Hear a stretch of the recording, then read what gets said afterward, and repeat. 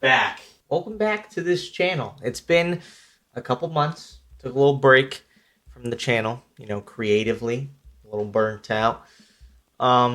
Just needed a little bit of time to reset and come in the new year with a bang, with a big punch in the face. And today we are going over my round 1 of Virtual Drift Championship, aka VDC. Now, I will be calling this series VDC. And if you don't know what VDC is, let me explain it in about 15 to 30 seconds. VDC, or Virtual Drift Championship, is essentially the Formula Drift of the virtual world.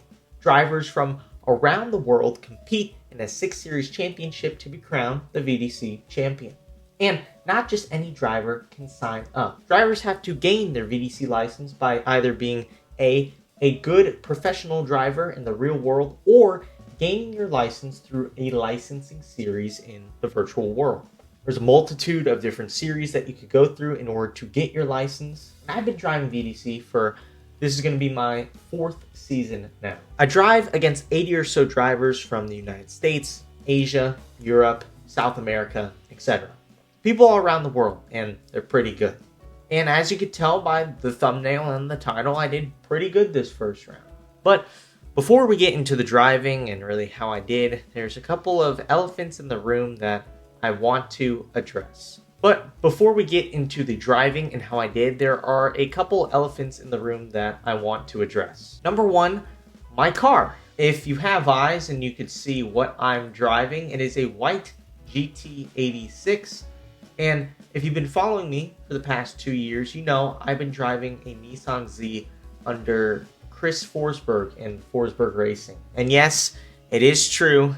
As you can see, I no longer drive for Chris Forsberg. Now, I've gotten a lot of DMs, gotten some comments on things, and let me just explain the situation that happened. Spoiler alert, no situation really happened. See, I've been driving for Chris for the past 2 VDC seasons, and I've really enjoyed it. Chris and his team are a bunch of fantastic individuals, but this year I just wanted to go my own path. I really wanted to start creating my own path or integrating my own path with Forsberg Racing back around mid-year. And then with some internal changes within Forsberg Racing around August, it really left the door open to be like, I could try to keep integrating Forsberg Racing, or I could just go do my own thing. So that's what I'm doing. I'm doing my own thing.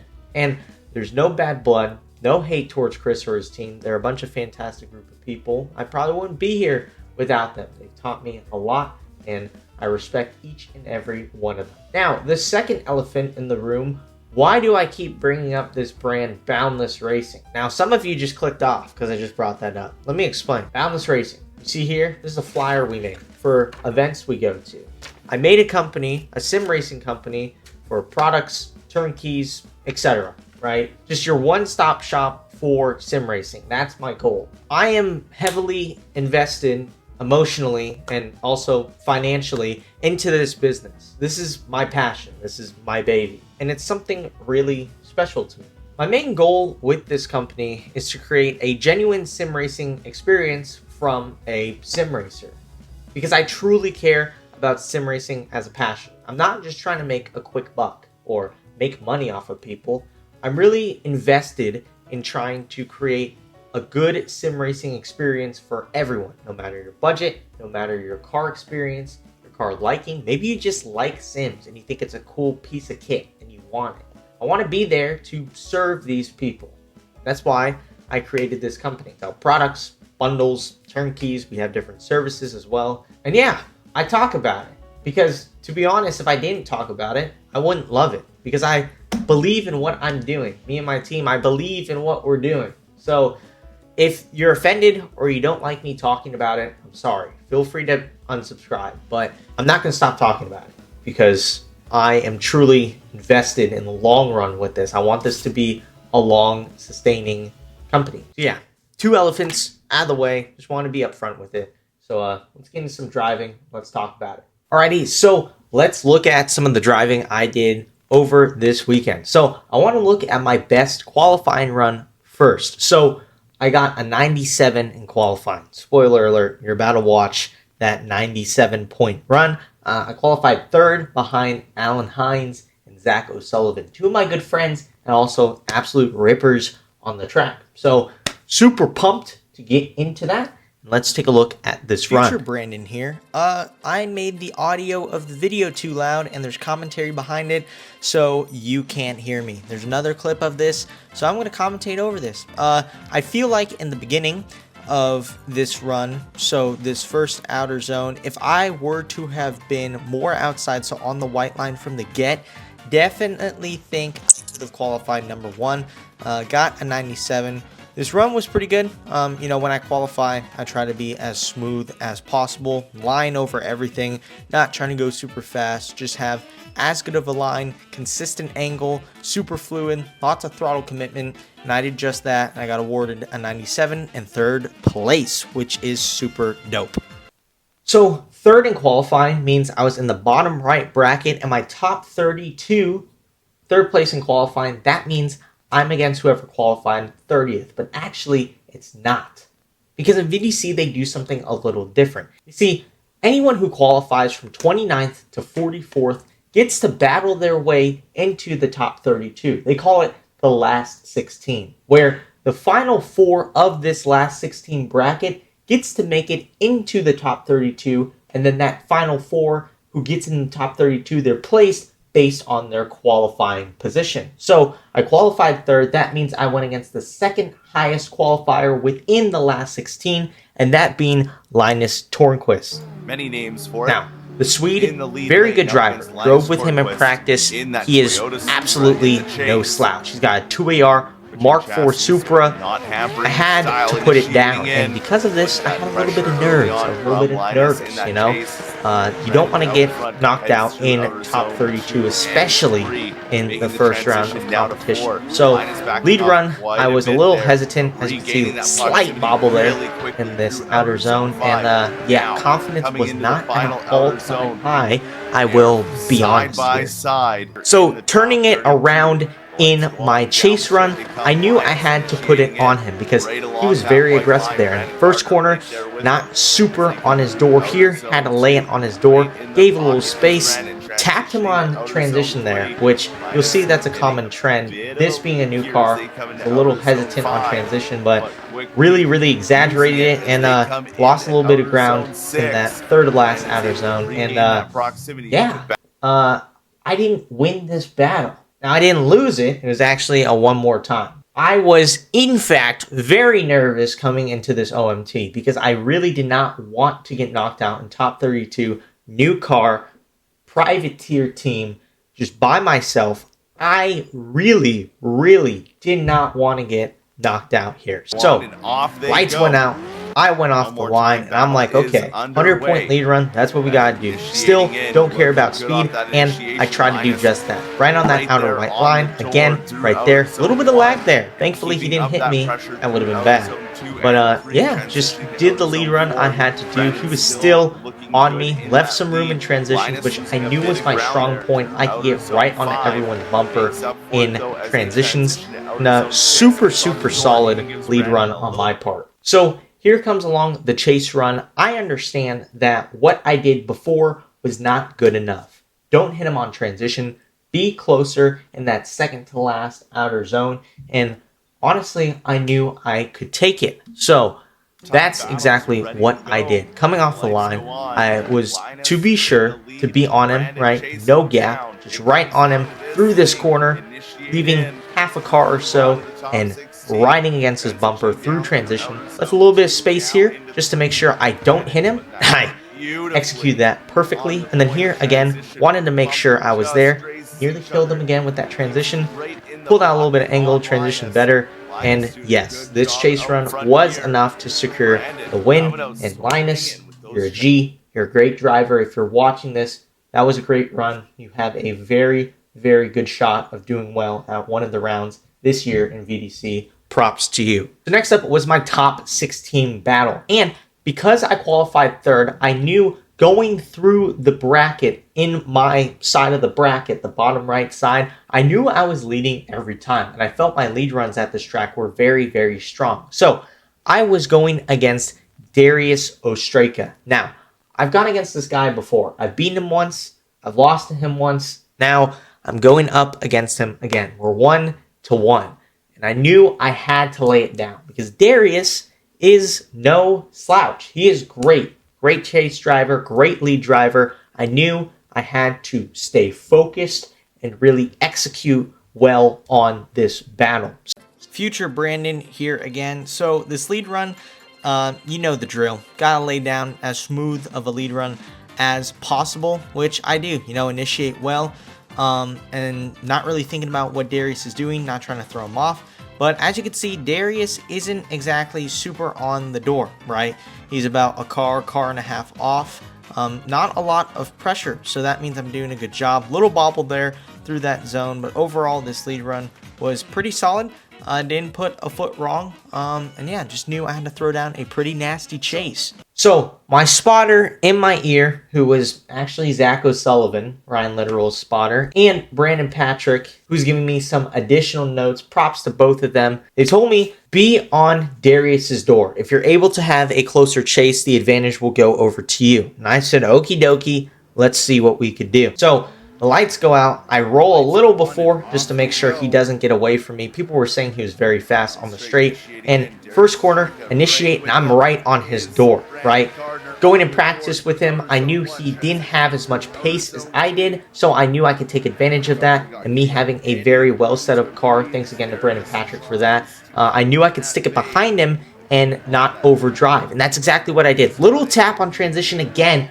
Biggest mistakes from the weekend for me was giving people taps on transitions, let him to wall a little bit, but that wasn't enough of a mistake to lean it over to him, and thankfully I got the win there, and we're moving on to the grade 8. So I just briefly brought up Brandon Patrick in the middle of that run, right? Brandon Patrick and Zach O'Sullivan are my good friends, and they're also Boundless Racing Esports drivers along with myself, because it's my company. Be a little weird if I didn't drive for myself. Anyway, a big goal of mine creating this company is to give back to the people that have helped me. Brandon and Zach have helped me throughout the years to become a better driver. And along with providing great sim racing solutions to people, I also wanted to give back to the homies that have helped me. And them representing my company means that I can support them. So I just want to have a quick ad read. If you want to purchase any sim gear from Boundless Racing, if you use codes either 811 or 333, 333 being Zach O'Sullivan's code and 811 being Brandon Patrick's code, you get 5% off, and 5% of your total purchase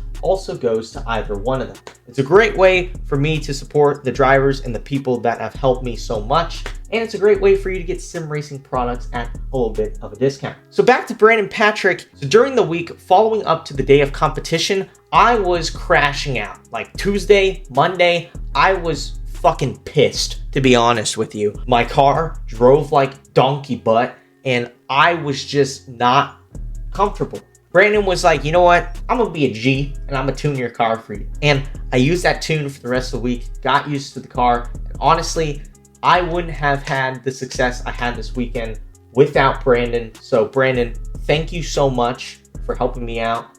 I want to say it publicly. You're a G. Thank you so much. Again, I'm going to leave Zach and Brandon's Instagrams in the description, but give Brandon a follow, because if he didn't help me, I wouldn't have had the success this weekend. Of course, I had to drive the car, but if you don't have a well set up car, you're not going to get very far. So thanks again, Brandon. So now back to the driving. We move on to the grade 8 against Robert Kowinski. Sorry if I mispronounced your last name. He's driving this RCF. He drove it last season. He's a great driver. I knew I had to lay it down, and that's exactly what I tried to do. So coming off the line, I just knew, again, 100-point lead run. Don't do anything stupid. Just do what you gotta do. Initiate normally, and unfortunately, Robert taps me and sets me offline. And at this point, I know I am at an advantage. So as you can see, Robert is trying to keep up with me. He's sacrificing a little bit of angle. And at this point, I'm like, okay, just finish out the run, do what I gotta do. And here, finish out the run, beautiful line. Spotters in my ear tell me, hey, you got the advantage, just lay down a good chase run. So we move to the chase run. I know it has to be safe, but I still want to be on his door. So first corner, we come through. I'm right on his door. Him moving out of this corner, he doesn't carry a lot of angle. No shame on him. Just trying to do what he's got to do. I don't really bat an eye at it. I just lay down the chase run I need to lay down, right? Decent amount of space in the corners. Transition here. Nearly clipped him. Again, I really need to chill on the transitions, but we ended up getting the win. I did what I had to do in the chase, and we move on to the final 4. Now, my top 4 battle was against Alan Hines. Congratulations to him and Reese Tatterson for being the official RTR Esports drivers. Big moves from them. But I knew Alan was struggling a little bit with car setup throughout the week. But obviously that meant nothing to him because he qualified second and was in the final 4 against me. So I knew I had to lay it down. He's a very strong driver, 2-time VDC champion, has won multiple championships in other series, DCGP, bunch of other series, right? He's a stupid good driver. He's no slouch. He hasn't really peaked or fallen off. He's just peaked the whole time, right? He is stupid good. So I knew I had to lay down a really strong chase. He qualified second. So this was actually the first and only battle I had to chase first. So coming into this first corner, I see that he's moving with a lot of momentum, moves all the way over, and drops a tire, right? Now, I do think a little too much about this. I'm like, oh my god, he dropped the tire. That means I could be a little more chill. So here, I gave a little too much space, right? Had to close in. It wasn't the cleanest chase run there.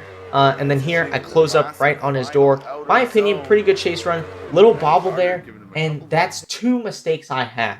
Not enough proximity in the first corner, and a decent-sized bobble in the last corner. So, moving into my lead run, I felt we were pretty even. He had a mistake, not a huge mistake, but a mistake in the first corner. And because of his mistake, I wasn't able to be on the door because he could carry more speed. You drop a tire, not in the dirt. You could carry more speed through the corner in the first corner because you dropped the tire, right? And then the last corner, an independent mistake on me, which is, having that bobble. So yes, the lights go out, and I know I just have to have a 100-point lead run. I never, ever try to put the chase in a weird situation, drive dirty.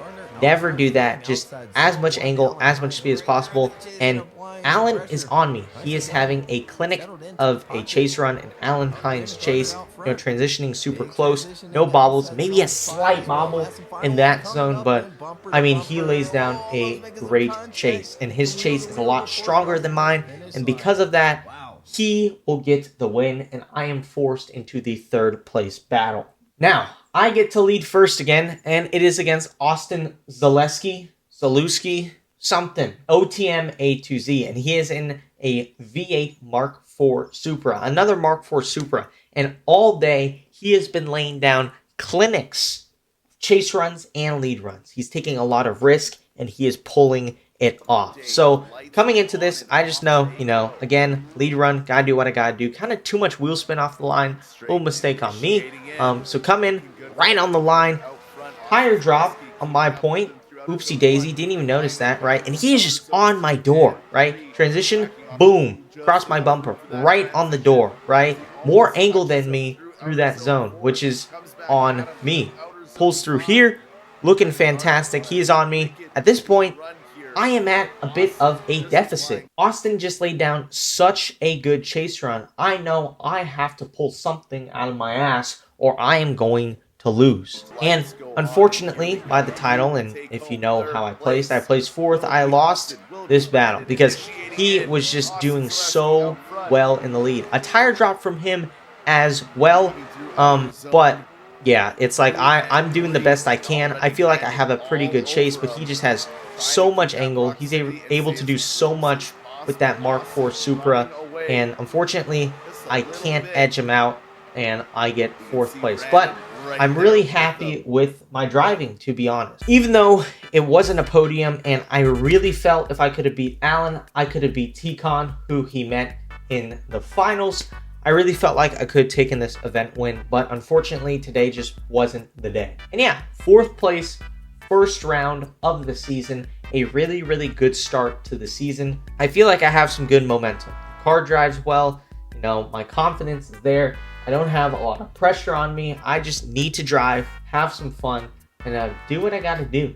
So yeah, super pumped with how I drove. Third in qualifying, fourth in battles. Not bad at all. Really always aiming for those single digits in not only qualifying position, but also battles position. Yeah, super happy and the best I've placed in any VDC first round competition. So with that, thank you so much for watching this video. I'm back making videos on this channel, but if you want to see more consistent videos, go on over to the Boundless Racing YouTube channel. I post reviews, commentaries, all that good stuff on there. And if you just love sim racing, it's a great place to go.